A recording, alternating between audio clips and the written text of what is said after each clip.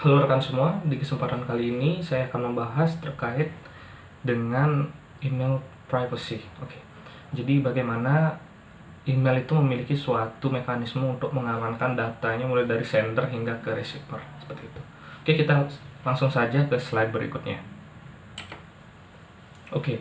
Sebelum kita melangkah lebih jauh, kita harus mengenal apa sih tujuan dari email privacy atau suatu tindakan untuk mengamankan email. Apa tujuannya? Jadi tujuannya adalah melindungi data yang dikirim oleh pengguna, oleh sender hingga ke receiver atau penerima itu melalui suatu metode yang sering kita kenal dalam istilah encode, decode, encrypt, dan decrypt. Oke. Jadi itu adalah tujuannya, kita simpan dulu, kita akan lanjut ke slide berikutnya. Oke, jadi selanjutnya kita akan membahas bagaimana email privacy ini bekerja, bagaimana mekanismenya. Jadi di awal-awal email privacy itu berkembang, dia hanya menerapkan dua metode, yaitu metode encode dan decode, seperti itu. Jadi jika dicari definisinya, encode atau decode itu adalah suatu bisa dibilang dictionary. Jadi itu adalah penempatan, misalnya karakter C dalam ASCII itu sudah dijelaskan apa dia, bagaimana binary-nya. Jika binary ini, maka ini adalah karakternya, seperti itu. Jadi sudah memiliki antara parameter dan value-nya itu sudah jelas, seperti itu, berpasang-pasangan fair. Jadi jika ibarat kita seperti ini, ada suatu bahasa Indonesia yang dianggap di encode ke dalam bahasa Inggris, seperti itu. Nah, jika ingin melakukan decode, tinggal ditranslate saja menggunakan Google Translate, maka itu akan kembali lagi ke bahasa Indonesia, seperti itu. Secara gampang, encode dan decode itu adalah suatu proses translate, bisa dibilang seperti itu. Oke, di awal-awal pengembangan email privacy ini, pada contoh misalnya pada buku Friedhof Scholl pada tahun 2006, Computer Networking and the Internet. Jadi contohnya di sini mengirimkan email yang dimana dalam email itu ada datanya berupa teks, plain teksnya I love, seperti itu. Jadi ada 1, 2, tambah 4, ada 6 karakter, seperti itu. Jadi jika ini di encode ke ASCII 7 bit, seperti itu, maka ini adalah hasilnya. Oke, mungkin saya coret-coret sedikit. Oke, jika ini di decode, di encode ke dalam 7 bit ASCII, nah itu akan menghasilkan binary ini. Kalau bisa dibilang ini adalah binary-nya, seperti itu. Mungkin saya hapus dulu.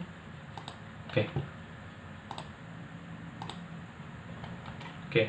Jadi ini adalah hasilnya, beberapa hasil dari encode mulai dari plain text-nya itu hingga menjadi kode ASCII 7 bit, seperti itu.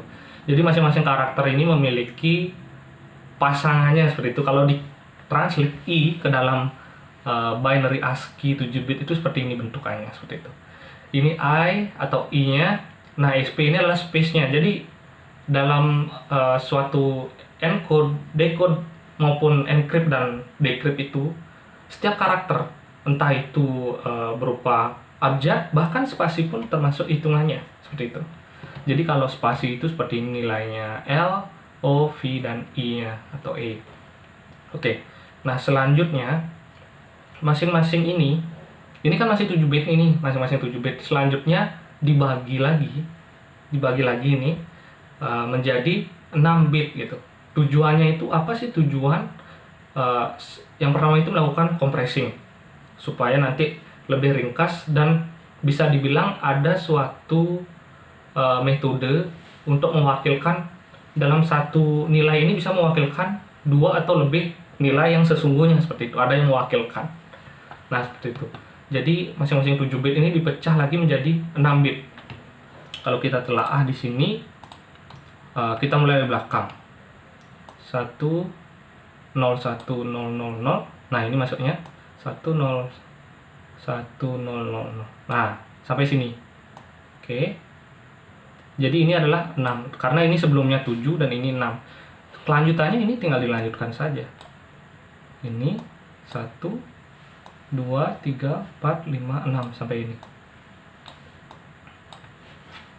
Oke. Seperti itu. Jadi yang 7 itu dibagi menjadi 6 seperti itu. Nah, selanjutnya diubah lagi, di-encode kembali ke dalam hexa.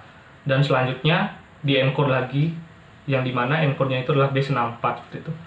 Jadi ketika mengirimkan data, jadi prosesnya ini adalah berada di komputer atau mesin pengguna seperti itu. Mohon maaf.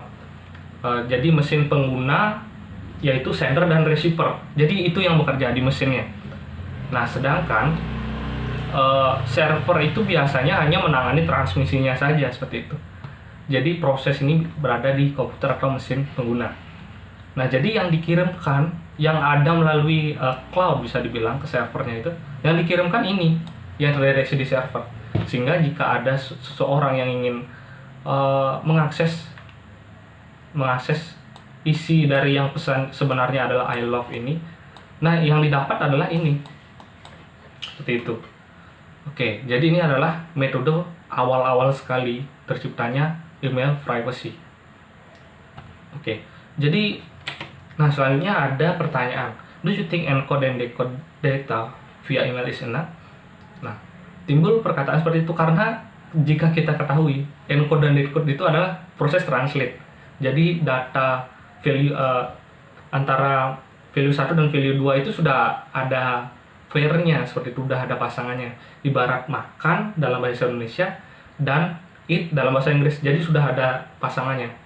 Di bahasa Indonesia di encode menjadi bahasa Inggris maupun bisa kebalikannya. Nah, itu tinggal dicari saja. Itu bisa didapatkan datanya seperti semula. Sehingga pertanyaan ini artinya ini sudah seharusnya kita sudah tidak dengar lagi, karena jika secara logika encode dan decode itu tidak aman seperti itu. Jadi ini tidak cukup. Is enough?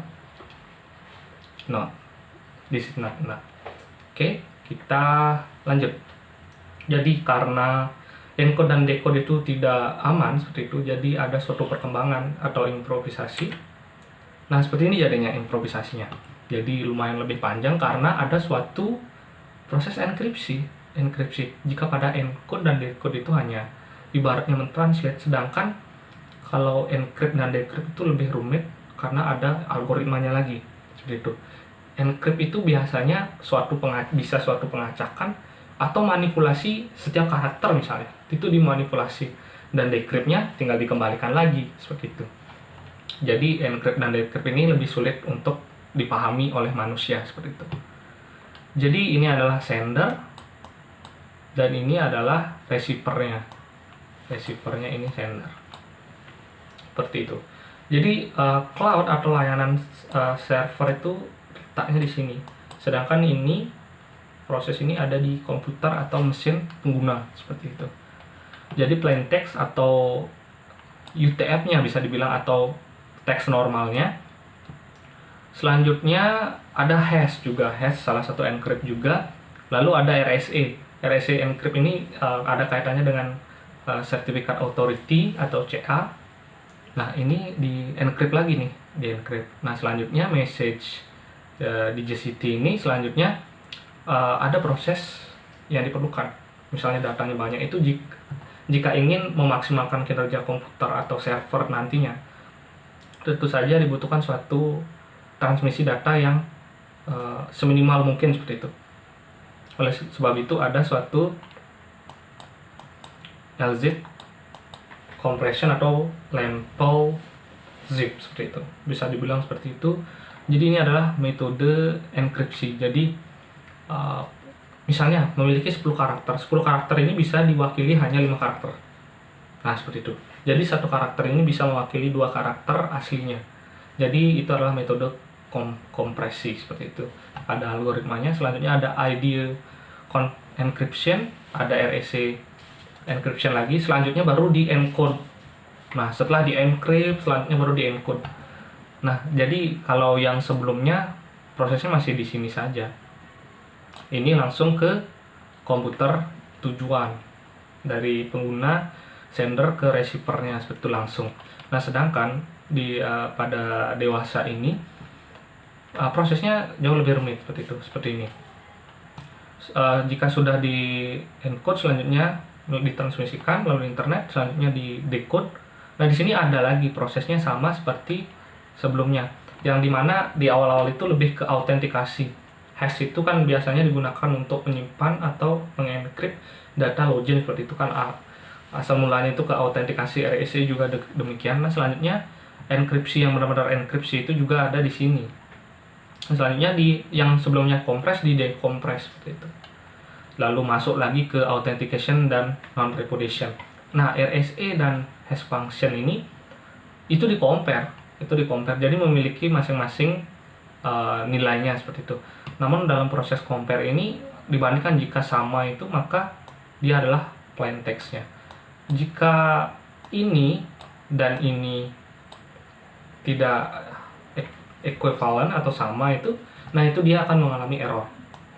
Jadi sebegitu panjangnya proses transmisi atau how it works gitu untuk menjawab itu. Jadi seperti ini. Ini dikutip langsung dari Fred Halsall tahun 2005, judulnya Computer Networking and the Internet. Jadi sebegitu kompleksnya sekarang proses dari email privacy itu untuk mengamankan data yang kita kirimkan seperti itu. Karena seperti kita ketahui, email itu lebih dilirik seperti itu, khususnya pada dunia bisnis. Sedangkan dunia bisnis itu adalah value-nya itu sudah beda. Jadi itu data perusahaan itu bahkan jika di encrypt oleh ransomware atau sejenisnya itu mereka berani bayar, karena itu adalah datanya yang sangat penting. Data itu tidak ada, maka perusahaan itu bisa mengalami kebangkrutan. Oke, sekian dari pemaparan dari email privacy. Semoga bermanfaat untuk kita semua. Jika ada hal-hal yang sekiranya keliru, mungkin bisa kita diskusikan selanjutnya. Nanti akan saya cantumkan untuk kontaknya, itu seperti itu. Mungkin seperti itu. Terima kasih dan sampai jumpa.